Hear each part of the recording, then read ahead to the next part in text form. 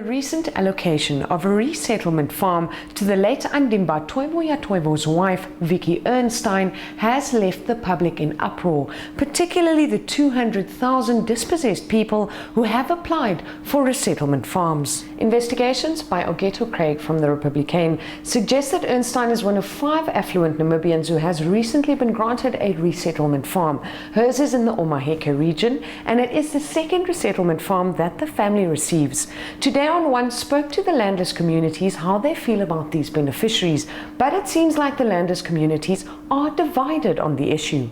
Uhuru Dempers represents numerous landless communities and non-governmental organizations that fall under NANGOF and Alson's Social Development Program. Dempers, who was present at the first land conference in 1991, has been working with numerous stakeholders on various land resettlement programs. He says that instead of blaming individual beneficiaries, we should blame the criteria which government has failed to set to ensure equitable land resettlement.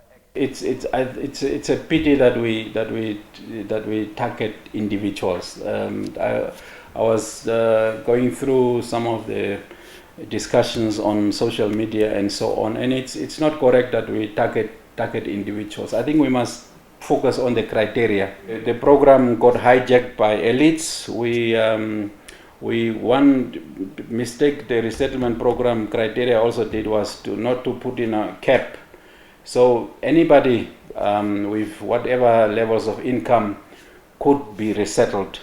We thought that this was a poor program. Paul Thomas from the Landless People's movement, on the other hand, suggests that the criteria for resettlement is very clear and that Ernstein is not previously disadvantaged. The resettlement criteria clearly states that one needs to be a previously disadvantaged person.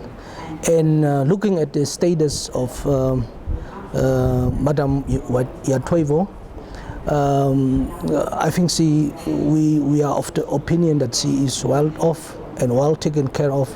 They already also have a farm, a commercial farm.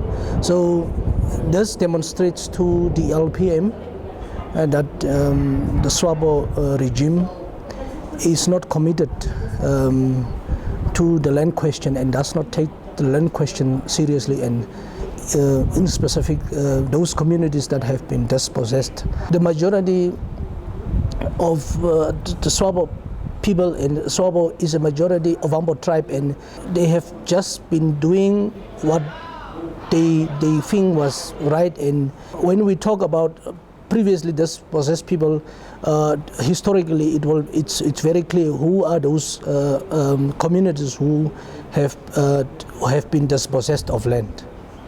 And those are not SWAPO? And those are not SWAPO people, and those are not SWAPO people, and those are specifically Nama and Overherero people and the Damaras, yeah. The Landless People have already made it known that they want to become a political party.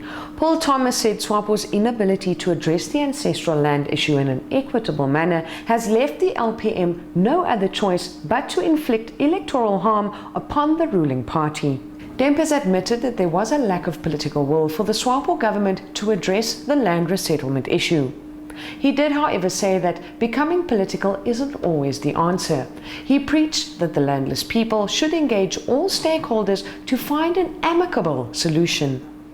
Yeah, I think there's no one strategy. I think one is to deploy multiple strategies. Our strategies as civil society organizations has been to work with all political parties. We know that the ruling party commands the majority of votes and seats in parliament, so we've worked closely with the ruling party to influence it from within. Neither Dempers nor Thomas felt that the government is in any way ready for a second land conference. Whilst the LPM goes head-to-head with SWAPO, NANGOF and civil society play a safer game of continuous engagement.